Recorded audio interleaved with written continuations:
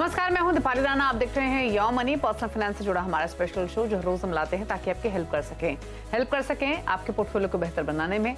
आप अगर शुरुआत करना चाह रहे हैं, कैसे करें, कहां करें, गोल्स को कैसे हासिल कर सकते हैं, प्रॉपर फाइनेंशियल प्लानिंग क्या होनी चाहिए, इन सब बातों के लिए योर मनी आपकी मदद के लिए तैयार है। आप भी आ सकते हैं, योर मनी में अपने क्वेश्चन भेज सकते हैं। नोट कर लीजिए तरीका इस शो में पार्टिसिपेट करने का। हमारा व्हाट्सएप नंबर है 7045220000। इसके अलावा आप ईमेल हमें भेज सकते हैं yourmoney@nw18.com, ये हमारी ईमेल आईडी है।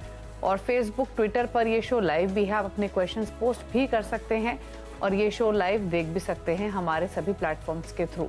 तो 3-4 तरीके हैं इस शो में पार्टिसिपेट करने के, जिसमें आप ईमेल, व्हाट्सएप या फिर सोशल मीडिया से कनेक्ट कर सकते हैं। आज हमारे साथ हैं मनी फ्रंट के को फाउंडर और सीईओ मोहित गैंग। मोहित नमस्कार, स्वागत है आपका और आपकी क्वेरीज लें। उससे पहले बात करेंगे आज कुछ टैक्स एफिशिएंसी की। दरअसल जब आप इन्वेस्ट करते हैं तो काफी सारी वो बारीकियां हैं जिनको आपको ख्याल रखना चाहिए, यानी क्या करना चाहिए, क्या नहीं करना चाहिए। आपके ऊपर टैक्स लायबिलिटी कितनी है, उसके हिसाब से आपको इन्वेस्टमेंट टूल्स पिक करने चाहिए, म्यूचुअल फंड्स पिक करने चाहिए। कैसे आप टैक्स बचा सकते हैं, क्या नहीं कर सकते हैं, ताकि आप एक टैक्स एफिशिएंट पोर्टफोलियो भी बना सकें एक अच्छे रिटर्न्स के साथ। तो डूज एंड डोंट समझते हैं मोहित से। मोहित, वेलकम टू द शो, बताइए। धन्यवाद दीपाली, आपके माध्यम से सभी दर्शकों को एक बार गणेश चतुर्थी की हार्दिक शुभकामनाएं। और देखिए, जो टैक्स एक ऐसी चीज है जो निवेश करते वक्त सारे ही निवेशकों को बहुत ध्यान में रखनी चाहिए, बिकॉज आपको जो रिटर्न आता है वो पोस्ट टैक्स ही आता है हाथ के अंदर। तो इसमें कुछ छोटे मोटे बारीक नुस्खे हैं। तो सबसे पहली बात यह कि हर साल जो आपका लॉन्ग टर्म कैपिटल गेन होता है वो हर वित्तीय वर्ष में, हर फाइनेंशियल ईयर में 1 लाख तक उस पर पूरी तरह से छूट होती है, यानी उस पर कोई टैक्स नहीं होता है। तो जिन भी निवेशकों के पोर्टफोलियो में लॉन्ग टर्म कैपिटल गेन्स हैं, अप टू 1 लाख तक का गेन वो लोग बुक कर सकते हैं हर साल। और अगर मार्केट रिस्क नहीं लेना चाहिए ऐसे कंडीशन में, जब आप कुछ बेचकर प्रॉफिट को बुक कर रहे हैं, तो वहां पर इमीडिएटली आप वापस इक्विटी में निवेश कर दीजिए और इस गेन को आप साइड में रख सकते हैं। आपका बाइंग प्राइस जो है वो रीसेट हो जाएगा और ये गेन आपके बुक्स में आ जाएगा और ये आपके लिए पूरी तरह से टैक्स फ्री हो जाएगा। तो ये एक तरह से प्रॉफिट बुकिंग कह लीजिए, जिस पर आपके टैक्स जो है वो पूरी तरह से बच जाते हैं। तो इस चीज का निवेशक ध्यान रख सकते हैं। अगर आप टैक्स हार्वेस्टिंग करना चाहें तो ये एक अच्छा तरीका है। दूसरी सबसे बड़ी बात, जो आपके शॉर्ट टर्म लॉसेस होते हैं और लॉन्ग टर्म लॉसेस होते हैं, इन दोनों को आप लॉन्ग टर्म गेन्स के सामने सेट ऑफ कर सकते हैं। तो अगर आपके पास में कहीं शॉर्ट टर्म ट्रेडिंग में कुछ लॉस बना है या लॉन्ग टर्म ट्रेडिंग में कहीं कुछ लॉस बन गया है, तो आप इसको अपने लॉन्ग टर्म गेन्स के सामने सेट ऑफ कर सकते हैं। इसी तरह से आपके जो लॉन्ग टर्म लॉसेस होते हैं उन्हें भी आप लॉन्ग टर्म गेन्स के सामने सेट ऑफ कर सकते हैं। तो ये सेट ऑफ के 2 क्लॉजेस हैं, इसे सभी निवेशकों को ध्यान में रखना चाहिए ताकि टैक्स जो है वो आपको कम देना पड़े। और ये जो लॉसेस हैं आप इन्हें 8 साल तक कैरी फॉरवर्ड भी कर सकते हैं। तीसरी सबसे बड़ी बात, जहां गोल्ड का निवेश है, भारतीय निवेशक अक्सर गोल्ड में निवेश करते हैं। तो गोल्ड में निवेश करने का सबसे अच्छा और सुलभ तरीका है सोवरेन गोल्ड बॉन्ड। यहाँ पर अगर आप 8 साल, जो कि इसकी मैच्योरिटी का पीरियड है, तब तक आप इसे होल्ड करते हैं तो ये पूरी तरह से टैक्स फ्री हो जाता है। फिजिकल गोल्ड और गोल्ड फंड्स या गोल्ड ETF सभी पर आपको टैक्स लगता है। इसके अलावा निवेशकों को ध्यान रखना चाहिए कि वो उनका पर्सनल टैक्स स्लैब क्या है, उसके हिसाब से उन्हें निवेश करना चाहिए, बिकॉज डेट फंड्स जो है वो पूरी तरह से टैक्सेबल है। दीपाली, निवेशकों के जो भी आमदनी आएगी डेट फंड से, जो भी गेन्स आएंगे वो पूरी तरह से टैक्सेबल होते हैं। तो कम टैक्स वाली फाइल्स में आप डेट निवेश कर सकते हैं। ओके, तो ये तो आपने इन्वेस्टमेंट पर्सपेक्टिव से बताया, जो वो टूल्स पिक कर रहे हैं उसके बेसिस पे क्या कर सकते हैं, क्या नहीं। इसके अलावा भी कुछ टिप्स जो ध्यान में रखें ताकि टैक्स लायबिलिटी उनके ऊपर ज्यादा ना बने।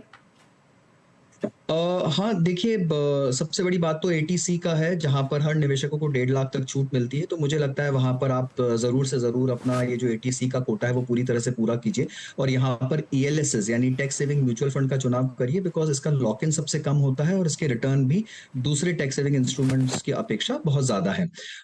दूसरी सबसे बड़ी बात कि आपको ATC के अलावा भी 50,000 रुपए तक की सालाना छूट मिलती है अगर आप NPS में निवेश करते हैं, तो उसका भी सबको फायदा उठाना चाहिए। और जहां तक कुछ डोंट्स का सवाल है, वहां पर मुझे लगता है सबसे बड़ी बात आपको ये ध्यान में रखनी चाहिए कि जो मैंने पहले भी कहा, डेट निवेश अगर आप कर रहे हैं, डेट फंड्स में निवेश कर रहे हैं, इंटरनेशनल फंड्स में निवेश कर रहे हैं, फंड ऑफ फंड्स में कर रहे हैं या गोल्ड में कर रहे हैं, तो अब ये पूरी तरह से टैक्सेबल है। पहले इन पे टैक्स नहीं था, अब ये पूरी तरह से टैक्सेबल है। तो आपको ऐसे फैमिली में ऐसे मेंबर का चुनाव करिए जहां पर टैक्स लायबिलिटी इतनी ज्यादा ना हो, जो हाईएस्ट टैक्स ब्रैकेट पे नहीं जाता हो, वहां पर आप इन सब फंड्स का चुनाव कर सकते हैं। और तीसरी एक चीज जो आपको ध्यान में रखनी चाहिए, डिविडेंड ऑप्शन अगर आप लेते हैं तो ये ध्यान में रखिएगा कि डिविडेंड अगर आपको आता है एज इनकम, तो वो भी आपके इनकम में क्लब हो जाता है और आपकी मार्जिनल टैक्स रेट पे पूरी तरह से टैक्सेबल होता है। तो अच्छा ये रहेगा जो हाईएस्ट टैक्स स्लैब में है वो ग्रोथ ऑप्शन का ही चुनाव करें कभी भी म्यूचुअल फंड में निवेश करते हुए। ओके, चलिए कुछ खास बातें आपको बताई गई हैं। इन बातों को अपने इन्वेस्टमेंट बिहेवियर में शामिल कीजिए और बेहतर tax portfolio, tax efficient portfolio बनाइए एक अच्छे इन्वेस्टमेंट्स के साथ साथ। बात करते हैं कॉलर से। ईशान हमारे साथ कनेक्टेड है। ईशान नमस्कार, बताइए क्या सवाल है आपका। नमस्ते ma'am and happy Ganesh Chaturthi Deepavali ma'am to you. Ma'am मेरा ये क्वेश्चन है। थैंक यू ईशान, आपको भी गणेश चतुर्थी की शुभकामनाएं। Yes thank you ma'am. Ma'am मेरा ये क्वेश्चन है, मैंने आपको मेरा पोर्टफोलियो तो भेजा ही है, तो उसके अंदर मुझे एक लमसम मुझे ऐड करना था, तो मैं उसको एवरेज आउट करूं कि उसकी जगह न्यू म्यूचुअल फंड परचेस करूं। ओके, तो आपने लमसम इन्वेस्टमेंट की हुई है 5 लाख की, और 5 लाख एडिशनल करना चाहते हैं, करेक्ट? यही क्वेश्चन है आपका? हाँ मैम, मैंने ये कोरोना के टाइम पे किया था इन्वेस्ट, और अभी उसकी वैल्यू 11 लाख हुई है। ऐसा है। ओके, 11 लाख पोर्टफोलियो की वैल्यू हो गई, 5 लाख आपने इन्वेस्ट किए थे, 5000 एडिशनल करना चाहते हैं, पर जानना चाहते हैं कि लमसम करें, एसआईपी करें, इन्हीं फंड्स में करें या नए फंड्स पिक करें। फिलहाल 3 फंड्स हैं इनके पास, जिसमें इन्होंने जैसे बताया इनके पास है ICICI Prudential blue chip, Axis focus, HDFC top 100, और इन तीनों में 50-50 और 1 लाख इन्होंने डाला हुआ है। साथ ही इनके पास है Tata large mid cap, SBI equity hybrid, SBI flexi cap, यहाँ पे 1 लाख ईच इन्होंने इन्वेस्ट किया हुआ है। क्या सजेशन? जी ईशान जी, सबसे पहले तो बहुत बहुत बधाई आपको, आपका पोर्टफोलियो दुगना हो चुका है और आपने काफी सही टाइम पे, जबकि मार्केट में फियर फैक्टर बहुत हाई था, आपने उस समय पर निवेश किया, जो कि एक बहुत ही अच्छी सूझबूझ का आपने यहाँ पर उदाहरण दिया है। तो देखिए, निवेश करने के लिए कोई भी समय गलत नहीं होता है। आप अभी भी अगर चाहें तो आप अपना लमसम निवेश कर सकते हैं। हालांकि मार्केट एक बहुत नए स्तर पर है, काफी ऊंचे स्तर पर है और वैल्यूएशंस वाइज भी बहुत एक्सपेंसिव हो चुका है। तो मुझे लगता है कि यहाँ पर जो आप नया निवेश करना चाह रहे हैं उससे आप थोड़ा सा स्टैगर कर दीजिए। जो आप 5 लाख का नए निवेश की बात कर रहे हैं, उसे आप अगले 6 से 12 महीने के अंदर सिस्टमैटिक ट्रांसफर प्लान के जरिए एक लिक्विड फंड में निवेश कर ग्रेजुअली इक्विटी में मूव कर दीजिए। जहां तक आपके फंड्स का चुनाव है, देखिए आपका जो पोर्टफोलियो है वो थोड़ा सा लार्ज कैप हैवी पोर्टफोलियो है। अगर आप देखेंगे तो आपके जितने भी फंड्स है वहां पर लार्ज कैप का प्रतिशत थोड़ा ज्यादा है, चाहे वो एचडीएफसी टॉप 100 हो, आईसीआईसीआई ब्लू चिप हो, इवन एक्सिस फोकस्ड भी एक तरह से लार्ज कैप फंड है, और फ्लेक्सी कैप फंड जो है वो भी पूरी तरह से लार्ज कैप की तरह ही बिहेव करता है। तो आपके पोर्टफोलियो में जो मिड और स्मॉल कैप का एलोकेशन है वो काफी कम है। तो आप चाहें तो कुछ 1 या 2 अच्छी मिड और स्मॉल कैप स्कीम्स को लंबे अवधि के निवेश के हिसाब से अपने पोर्टफोलियो में शामिल कर सकते हैं, और जैसा मैंने कहा एसटीपी के जरिए इसमें आप निवेश करिए। बाकी आई थिंक आपका पोर्टफोलियो का एलोकेशन काफी अच्छा है। ओके, तो पोर्टफोलियो का एलोकेशन सही है। 6 से 12 महीने के लिए आप सिस्टमैटिक ट्रांसफर प्लान यानी एसटीपी के थ्रू पैसे आप लगा सकते हैं। मिड कैप स्मॉल कैप्स भी आप ऐड कीजिए, ये सजेशन है। बाकी फंड चॉइसेस आपकी ठीक हैं।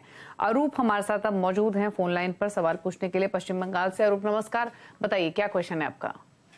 गुड इवनिंग मैम, आप लोगों को बहुत बहुत धन्यवाद मुझे इस शो में शामिल किया। Hello. Okay, thank you show में आने के लिए, अपने क्वेश्चंस पूछने के लिए। बताइए क्या जानना चाहते हैं आप। मेरा क्वेरी ये है, मेरा एसबीआई स्मॉल कैप में 3000 का एसआईपी जाता है, एसबीआई कॉन्ट्रा में 4500 का एसआईपी है, एक्सिस ब्लू चिप में 3000 का है, मेरा एसेट इमर्जिंग ब्लू चिप में 2000 का है, मेरा एसेट मिड कैप में 6000 है, आईसीआईसीआई प्रूडेंशियल टेक्नोलॉजी में 1000 का है, और डीएसपी स्मॉल कैप में 4,000 का है। ओके, तो और प्रेजेंट वैल्यू ठीक है। है जिसका तो 7 लाख का है। और ठीक है, 7 लाख की प्रेजेंट वैल्यू है, 20,500 की आपकी SIP चल रही है। जी जी जी जी। ओके, ठीक है। तो 10 से 15 साल में 1.5 करोड़ का इनका टारगेट है। और जैसे इन्होंने बताया, इनके पास जो फंड्स शामिल हैं वो 6 फंड्स हैं, 7 फंड्स हैं इनफैक्ट, नेम्स स्क्रीन पर भी हैं, इन्होंने भी मेंशन भी किए। 7 लाख पोर्टफोलियो की वैल्यू। क्या सजेशन इनके पोर्टफोलियो पर और इनकी फंड चॉइसेस पर? जी दीपाली, अनूप जी, आपका पोर्टफोलियो काफी अच्छी तरीके से बैलेंस्ड है। आपने तीनों ही लार्ज, मिड और स्मॉल कैप का अच्छा समन्वय अपने पोर्टफोलियो में बना रखा है और इसे काफी अच्छी तरीके से आपने बनाया है और चलाया है। तो देखिए, जहां तक कि आपके लक्ष्य का सवाल है, 1.5 करोड़ का लक्ष्य अगर आप 15 साल की अवधि रख रहे हैं और मैं अगर 12% का रिटर्न अज्यूम करूं आज के आपके SIPs जो चल रहे हैं उन पर, और जो आपका अक्यूमुलेटेड पोर्टफोलियो है 7 लाख का उस पर, मैं दोनों को अगर शामिल कर दूं तो आप करीब 1.4 करोड़ के आसपास पहुंच जाएंगे। तो आप ज्यादा दूर नहीं है अपने लक्ष्य से। आप चाहें तो अपने SIP की रकम को थोड़ा सा बढ़ा दीजिए, उसे 20,500 से बढ़ाकर आप 22,000 तक ले जाइए, तो आप अपने लक्ष्य को आराम से हासिल कर लेंगे। वहां कहीं कोई आपको दिक्कत नहीं आएगी। आपको सिर्फ कुछ बातों का ख्याल रखना है। एक, कि आप अपने SIP को बंद मत करिए, उसे जहां तक हो सके लगातार चलने दीजिए। और दूसरी, जो अक्यूमुलेटेड वैल्यू है उसे रिडीम मत करिए या उसमें से विड्रॉ मत करिए, तो आप अपने लक्ष्य को आराम से हासिल कर लेंगे। जहां तक पोर्टफोलियो का सवाल है, मेरी सिर्फ एक राय है, आपने एक टेक्नोलॉजी फंड और एक कॉन्ट्रा फंड ले रखा है। देखिए, ये थोड़े हाई रिस्क होते हैं बिकॉज ये सेक्टोरल फंड्स हैं और इसमें कॉन्ट्रा में भी थोड़ा अलग थीम चलता है। तो मैं चाहूंगा कि आप फ्लेक्सी कैप या मल्टी कैप का चुनाव करिए अपने पोर्टफोलियो में, और ये थीमेटिक एलोकेशन या सेक्टोरल एलोकेशन से थोड़ा सा बचिए, बिकॉज जो दूसरे फंड मैनेजर है वो ऑलरेडी अपने पोर्टफोलियो में अच्छे थीम्स का चुनाव कर रहे हैं और कॉन्ट्रा कॉल्स भी ले रहे हैं। तो बाकी सब ठीक है आपके पोर्टफोलियो। ओके, तो पोर्टफोलियो सही है और लक्ष्य भी आप हासिल कर सकेंगे। जो आपने 7 लाख आपके पोर्टफोलियो की वैल्यू है वो भी आपको हेल्प करेगी। प्लस 20,500 की आप SIP ऑलरेडी कर रहे हैं, 1,500 रुपए और बढ़ा लेंगे, 22,000 के आसपास करेंगे तो आसानी से अपना 1.5 करोड़ का टारगेट 15 सालों में हासिल कर लेंगे। एक सजेशन आप ही के लिए नहीं, बाकी व्यूअर्स के लिए भी है कि सेक्टोरल फंड से यूजुअली लॉन्ग टर्म इन्वेस्टिंग के हिसाब से बचना चाहिए। ये आपके लिए सजेशन है। ICICI prudential Nifty 50 index fund, बंधन निफ्टी 50 इंडेक्स फंड, इन्हें आप ऑप्ट कर सकते हैं। इंडेक्स फंड आप शामिल कर सकते हैं अपने पोर्टफोलियो में। अगले कॉलर गौरव है हमारे साथ, उनसे करते हैं बातचीत। गौरव नमस्कार, बताइए क्या सवाल है आपका? नमस्कार मैडम, मेरे पास 6 बताइए क्या सवाल है आपका? ये फंड की SIP चल रही है। ओके, या उसमें एक है आपका बंधन स्टर्लिंग वैल्यू फंड, और सेकंड है Kotak emerging equity fund, and third है निपॉन इंडिया ग्रोथ फंड। ये तीनों 2,000 पर मंथ है। हेलो, आपका गोल क्या है? हाँ जी, कोई गोल लेके चल रहे हैं आप? या गोल लेके चल रहे हैं। इसमें मैंने 1 करोड़ का गोल लिया है 2035 तक, और इसमें 3 फंड और हैं, सॉरी 4 फंड और हैं, वो 1,000 पर मंथ के हिसाब से हैं। इसमें है HDFC mid cap opportunity fund, second है HSBC स्मॉल कैप फंड, और थर्ड है Mirae Asset emerging blue chip fund, and last है क्वांट एक्टिव फंड। इसके अलावा PPF का प्लान है, पूछ लेते हैं। ओके, बाकी डिटेल्स हैं हमारे पास आपकी, पूछ लेते हैं क्या सजेशन रहेगा। तो Bandhan sterling value fund, Nippon India growth fund, Kotak emerging equity, Mirae Asset emerging blue chip, HDFC mid cap, HSBC small cap, quant active fund, और 10,000 की SIP, 3.25 लाख की पोर्टफोलियो की वैल्यू है। PPF भी है इनके पास, जिसमें 30,000 पर मंथ ही डाल रहे हैं। 12 साल में 1 करोड़ का टारगेट। क्या सजेशन? जी, तो गौरव जी, सबसे पहली बात तो ये कि आपके पूरे पोर्टफोलियो में कहीं भी कोई लार्ज कैप फंड नहीं है, और आपका जो एलोकेशन है वो मिड और स्मॉल कैप में काफ़ी हैवी है। तो इस नीति के तहत आपने पिछले 1 साल में काफ़ी अच्छा रिटर्न भी कमाया होगा अपने पोर्टफोलियो में, बट मुझे अभी भी लगता है कि आपके पोर्टफोलियो का टिल्ट जो है और झुकाव जो है वो बहुत ज़्यादा मिड स्मॉल कैप ओरिएंटेड है। तो थोड़ा सा आप इसे लार्ज कैप की तरफ बनाइए। 1-2 अच्छे लार्ज कैप फंड का चुनाव करिए। यहाँ पर आप इंडेक्स फंड का चुनाव कर सकते हैं अपने पोर्टफोलियो में। नाम आपको दीपाली ने वैसे भी बताए हैं, बट प्रू आईसीआईसीआई निफ्टी 50 इंडेक्स या बंधन निफ्टी 50 इंडेक्स फंड का आप चुनाव कर सकते हैं। जहां तक आपके लक्ष्य का सवाल है गौरव, देखिए 1,02,035 तक यानी 12 साल में अगर मैं 12% की दर अज्यूम भी कर लूं तो आप वहां तक पहुंचना थोड़ा सा मुश्किल होगा। आपको उसके लिए अपने एसआईपी की रकम बढ़ानी होगी या अपनी समय अवधि को आपको बढ़ाना होगा। एसआईपी की रकम अगर आप 27,000 पर ले जाएं पर मंथ तो आप इस लक्ष्य को हासिल कर लेंगे। नहीं तो मेरी सलाह ये रहेगी कि आप अपने लक्ष्य को 12 साल की बजाय 15 से 20 साल तक लेके जाइए, तो आप इसे आसानी से हासिल कर लेंगे। ओके, तो एसआईपी अमाउंट आपको इंक्रीज करना पड़ेगा अपने पोर्टफोलियो में ताकि आप अपने गोल को हासिल कर सकें। फिलहाल आपको मौजूदा इन्वेस्टमेंट से तो 32 लाख के आसपास का कॉर्पस से एक्यूमुलेट कर पाएंगे।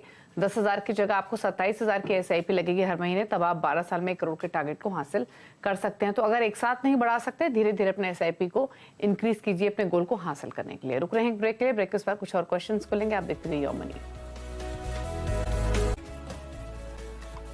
आप देख रहे हैं योर मनी और आपकी क्वेरीज को आंसर करने के लिए मोहित गैंग हमारे साथ मौजूद हैं। आपके सभी सवालों को आंसर करने के लिए अगला सवाल लेते हैं जो हमें मोहित गुप्ता ने भेजा है दिल्ली से। म्यूचुअल फंड में इन्वेस्टमेंट को लेकर ये हेल्प चाहते हैं। 20 साल के लिए इन्वेस्टमेंट करना चाहते हैं, तो होराइजन 20 ईयर्स का शुरुआत करना चाहते हैं 50,000 से। जानना चाहते हैं 50,000 की एसआईपी करूं या लमसम इन्वेस्टमेंट करूं। टारगेट लेके चल रहे हैं 20 ईयर्स में 1.5 करोड़ का। तो बेसिकली पोर्टफोलियो क्रिएट करना है for 20 years for the target of 1.5 crore. जी, तो मोहित जी देखिए, अगर आपको 1.5 करोड़ की रकम इकट्ठी करनी है अगले 20 सालों में और मैं 12% की दर अज्यूम कर लूं यहाँ पर, तो अगर आप महीने का 15,000 रुपए एसआईपी करेंगे तो आप आराम से अपने लक्ष्य को हासिल कर लेंगे। जहां तक 50,000 रुपए का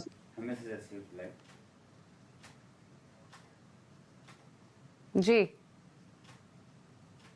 सॉरी, हाँ, तो दीपाली जी मैं कंटिन्यू करूं? जी मोहित बताइए। हाँ सॉरी, तो मैं बोल रहा था कि 15,000 रुपए की अगर आप एसआईपी करेंगे तो आप आराम से अपने लक्ष्य को हासिल कर लेंगे 20 साल के अंदर में, 1.5 करोड़ का जो आपका लक्ष्य है। और अगर आप अभी जो 50,000 रुपए निवेश करना चाहते हैं, और मेरी राय ये रहेगी, जो मैंने पिछले कॉलर को भी कहा था कि अभी मार्केट थोड़े हाई लेवल पर है और वैल्यूएशंस भी थोड़े एक्सपेंसिव लग रहे हैं। मुझे लगता है कि आपको स्टैगर कर एसआईपी के थ्रू निवेश करना चाहिए और लमसम से फिलहाल के लिए बचना चाहिए। तो अगले 6 से 12 महीने में आप जो भी रकम निवेश करना चाहते हैं उसे स्टैगर कर आप मार्केट में एंट्री ले सकते हैं। जहां तक फंड्स का चुनाव की बात है, वहां पर आप लार्ज कैप फंड्स में इंडेक्स फंड्स का चुनाव कर सकते हैं। Pru ICICI Nifty index fund या बंधन निफ्टी इंडेक्स फंड का चुनाव वहां किया जा सकता है। Kotak multi cap fund, Tata large and mid cap fund, साथ में आप मिड कैप क्षेत्र में ईडलवाइज मिड कैप फंड या फिर DSP quality 50 Nifty 150 index fund का भी चुनाव कर सकते हैं। और स्मॉल कैप में आप टाटा स्मॉल कैप फंड का चुनाव कर सकते हैं। तो फंड चॉइसेस आपको सजेस्ट की गई हैं, किनके साथ आपको करनी है शुरुआत, नोट कर लीजिए। आप ICICI prudential Nifty 50 index fund, Kotak multi cap, Edelweiss mid cap और टाटा स्मॉल कैप इन फंड्स को मिलाकर एक पोर्टफोलियो क्रिएट कर सकते हैं। 20 इयर्स में 1.5 करोड़ हासिल कर लेंगे। और म्यूचुअल फंड के एसआईपीज की बात करें तो लगभग 15,000 की एसआईपी आपको करनी पड़ेगी। तो इनिशियली 50,000 आप इन 4 फंड्स में डाल दीजिए और उसके बाद हर महीने 15,000 डालिए इन्हीं फंड्स में, ताकि आप अपने गोल को हासिल कर सके। क्विकली बात करते हैं अब एक और कॉलर से।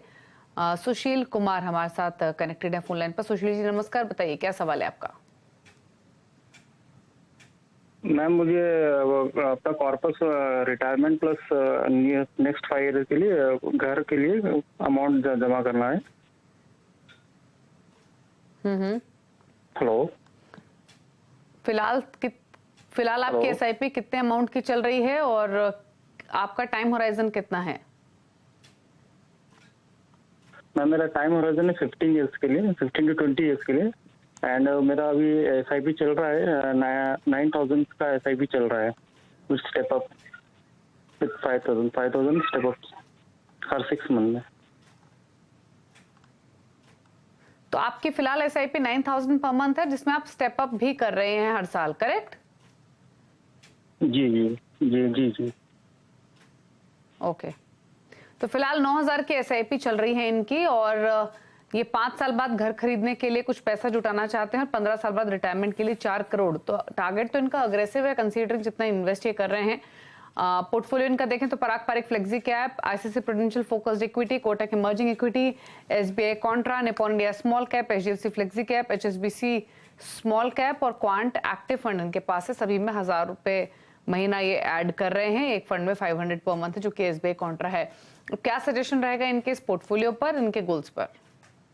जी तो सुशील कुमार जी, देखिए इतनी सारे स्कीम्स की आपको आवश्यकता नहीं है। आप थोड़ा सा अपने पोर्टफोलियो को क्रंच कर लीजिए। जहां पर आपने 2-3 स्कीम्स ले रखी हैं सेम थीम में, चाहे वो फ्लेक्सी कैप है या स्मॉल कैप है, वहां आप एक स्कीम से भी चला सकते हैं। तो थोड़ा वो करिए। इतने छोटे छोटे अमाउंट की एसआईपी की जगह थोड़े से रकम को बढ़ाकर अपने स्कीम के नंबर को आप कम कर सकते हैं। दूसरी बात ये कि कॉन्ट्रा फंड और फोकस फंड थोड़ी स्पेसिफिक कॉल्स होती हैं। फोकस फंड में पोर्टफोलियो बहुत कॉन्सेंट्रेटेड होता है, कॉन्ट्रा में एक अलग थीम चलती है। तो यहाँ से भी आप थोड़ा सा बच सकते हैं और एक बार आप लार्ज कैप या फ्लेक्सी कैप फंड्स का चुनाव कर सकते हैं। जहां तक आपके लक्ष्य का सवाल है, वो थोड़ा सा मुझे मुश्किल लग रहा है, जिस तरह का आपने लक्ष्य रखा है। देखिए, मैं 23 साल की बात करता हूं और जितना मैं आपके पोर्टफोलियो को समझ पाया कि 7,500 रुपए की सिप चल रही है और 28,200 रुपए का आपका टॉपअप है हाफ ईयरली दर पर, जिसको अगर मिला दे तो आपका शायद 9-9,500 रुपए का एसआईपी हो जाता है पूरे साल का। अगर मैं इन दोनों को एक साथ में रखकर कंप्यूट करूं और इस पे मैं 23 साल तक 12% की दर को अगर मैं अज्यूम करूं, तो आपका एसआईपी और ये जो टॉपअप है वो मिलाकर आप करीब 1,71,00,000 1,75,00,000 के आसपास की रकम जमा कर पाएंगे 23 साल में। तो जो 4 करोड़ का आपका लक्ष्य है, आप उससे थोड़ा दूर रह जाएंगे, इनफैक्ट काफी दूर रह जाएंगे। तो मेरी राय ये रहेगी कि आप अपने ये जो टॉपअप एसआईपी आप कर रहे हैं, इसकी जो रेट है उसे आप हर साल बढ़ाते जाइए। उसे आप स्टैटिक मत रखिए। तो अगर अभी आप 3,500 रुपए या 1,800 रुपए की हाफ ईयरली टॉपअप कर रहे हैं, तो इसको आप इंक्रीज करते रहिए। हर साल आप 10% से इसकी रकम बढ़ाइए, तो आपका ये जो गैप है वो थोड़ा कम हो जाएगा।